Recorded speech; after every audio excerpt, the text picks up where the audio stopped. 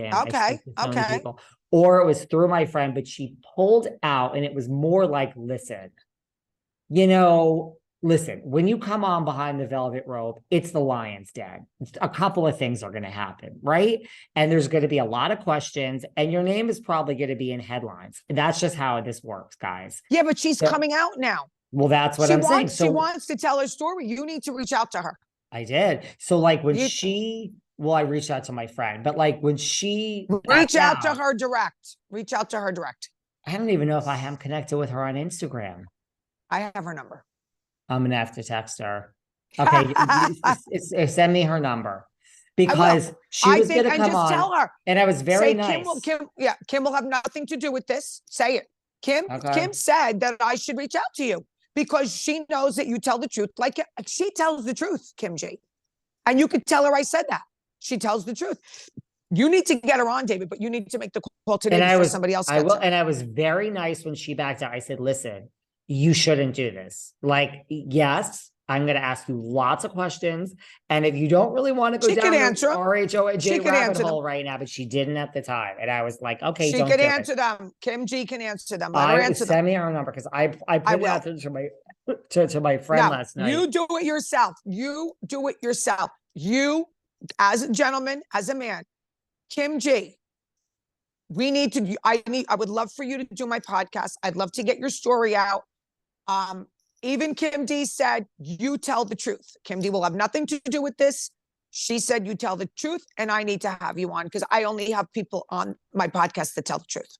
And now she's saying that she knew before it happened. It had nothing to do with her. She's like, Teresa knows I know. And she's like, it's not. She's like, she also goes on to say Jacqueline does not know shit.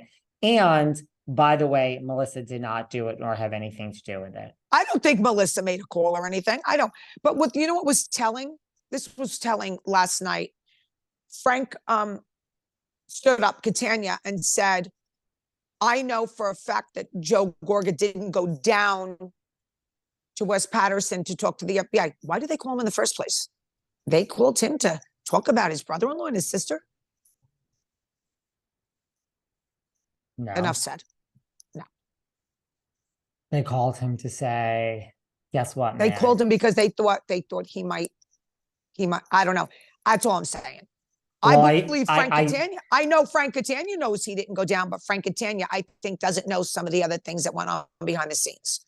I don't think he was privy to it. They were like, we have some stuff on you, boy, and you better cooperate. That's what I think you're saying. Or they knew that he was talking shit. They heard somebody told him, and even Joe Gorga knows, blah, blah, blah. Do you understand? So there's a reason why they called him. I need Kim G. You know who I also need on this podcast? We got a lot to talk about. A lot. I go back to like. I have a gut feeling about Jersey that I'm not ready to reveal right now. What about it? I think it was so toxic. They're making big decisions. That's all I can say. What I think. That's what I said. I said you did say it. I went on record. You did say it, David. No, but I said it again, honey. I just did a show with my Sarah Fraser where I responded to all of Melissa's claims that Jacqueline Laurita crawled out of a hole because you have something on her to do our podcast. All this. That is such bullshit. Jacqueline did our podcast because she's my friend. So Melissa, shut the fuck up. Okay. She didn't crawl out of no hole. She's been taking care of her son. She's been minding her own business. I asked her to do this podcast and she did it for me. Okay. So yeah, you know what? You should really crawl back into your hole. We'll see what happens to you after this if you get fired, I don't know if you will, your handcuffs and all your bullshit and your cheating and all your crap. Okay. We'll see what happens. But don't talk shit about Jacqueline. And also, this podcast is like a brand. It's not RHONJ. We're going to go on.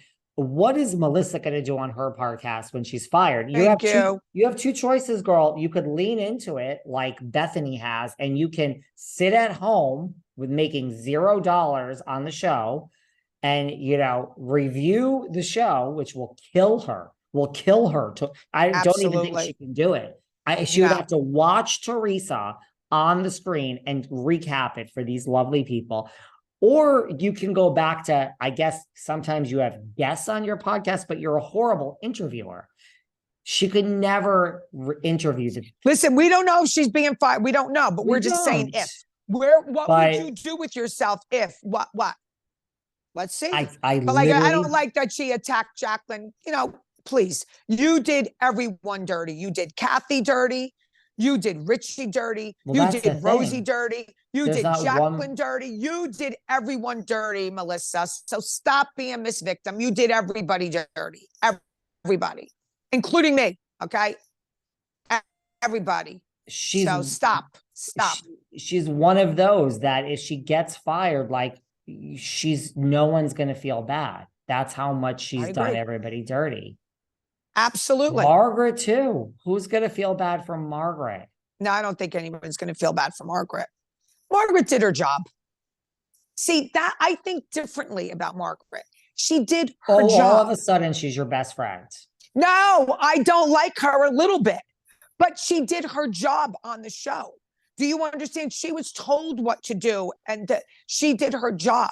She's not a brother-in-law. She's not a sister-in-law. These were strangers to her when she came on the show. So it's not a big deal. I don't like her a little bit. I can't stomach her. And her mother, I really can't stomach.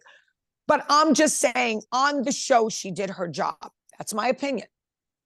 I don't like her a little bit. I don't like what she did to you. I don't like what she did to Margaret. To Laura, she's a liar. But she did her job on the show. This is not her family. She didn't even know these people from Adam. She was brought on the show randomly and fought with people. That's the job. Yeah. I just think, no, okay, fine. But I just think like, I agree with you, that big move. Yeah, okay, fine. She did do the job. I agree with that. I just think that, listen, the last reunion when there was talks of racism and bots and attacking a 16-year-old kid and the kid getting bullied in school and this and that and espionage and leaking things to the press and everything. And it was so fucking toxic. We have Lisa Rinna who's gone, and we paused that for not that long, but we did. Not very long. And they had to figure it out. And now the new season, which Garcelle and everyone who's done interviews have said, is like, it's old school Beverly Hills, meaning we're going to fight over drinks and outfits. And it could be great. It could be classic, but there ain't no drama on the new season of Beverly Hills. And you read the shit I sent you. Yeah. And let me tell you, when we're talking about police reports and FBI and my God. Like, trust me. So who knows what? Yeah, there's going to be some changes. There's going to be changes. This is Bravo is just, they're like Potomac. Like there's no meeting about the Real Housewives of Potomac or the OC. They're like, we have a big fucking problem. The big problem with Beverly Hills. Oh no, it's a big problem. Problem with Jersey. It's a big problem. It really is. It's a big problem. So we'll see. Everyone said, you said to Crystal, and I'm like, Crystal's not losing her job. She didn't do anything wrong. So Fuda ain't losing her job. Cabral ain't losing her job. Dolo and Jennifer Aiden aren't losing their job. They're not in any of this crap. Well, either they all lose it. I said that before. And start a new cast, which I hope not for Dolores. But you know what? I love Dolores. I still think if they went that route, they're going to have to see how the New York ratings do. Yeah, I still think, personally, this is my gut, that they would keep Fuda and Cabral. It's like, because two people is truly better than nobody .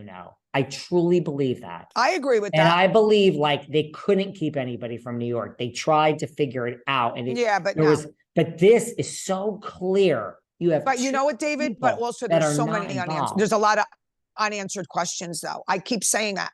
There was no resolution on that stage. Not even between John Fuda and Luis. There's no resolution. There never will be. Because think about a pause. I mean, we're not even talking about what happened on the show. I mean, we are, I guess we're talking about the FBI and Kim G but like,